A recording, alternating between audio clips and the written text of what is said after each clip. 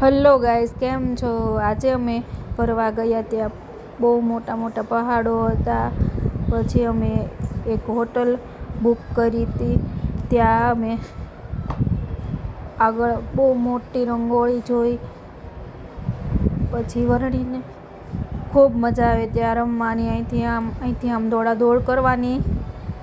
પછી અમે રૂમ રાખ્યો. ત્યાં અમે એક રૂમ પહેલામાં લિવિંગ હોલ જેવું હતું. ત્યાં સોફા સેટ એવું બધું હતું. ડાઇનિંગ ટેબલ પણ હતું આગળ. ટીવી આગળ હતું. પછી બીજો એક બેડરૂમ હતો. ત્યાં